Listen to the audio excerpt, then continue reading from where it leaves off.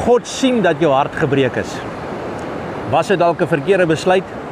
Was dit 'n reaksie van mense wat hulle rug op jou gedraai het, jou seer gemaak het, stikkend gemaak het, en jou hart is gebreek?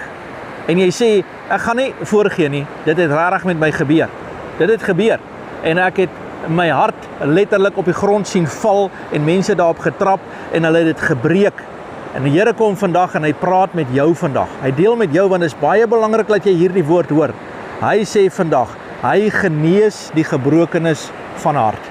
Hy genees dit vandag. Hy herstel dit. Psalm 147 vers 3 verklaar dit. Hy genees die gebrokenis van hart. Ek wil hê jy moet op hierdie oomblik sien hoe vat die Here jou hart wat stikkend op die grond lê, en hy tel dit op en hy hou dit styf vas in sy hande. Hy kyk na daardie gebroke hart en hy sê, ek genees. En in daardie hand, in jou hart, waar jy vandag jou saak het, jou voor die Here bring, waar trane gestort het, waar jou emosies beginne rondhardloop het en gesê het, ek weet nie ooit of ek sal herstel nie, kom die Here en hy sê, ek vat elke stukkie en ek genees jou, en ek herstel jou, en ek bring vrede vir jou, en ek bring oorwinning vir jou. Ek wil hê jy moet in jou gees vandag sien en sê, Here, ek kan nie, net Jesus kan.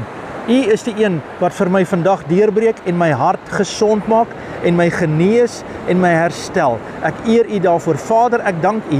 Ek dank U op hierdie oomblik dat U harte gesond maak, dat U genees, Here, dat U genees in Jesus naam. Amen. En God bless jou vandag.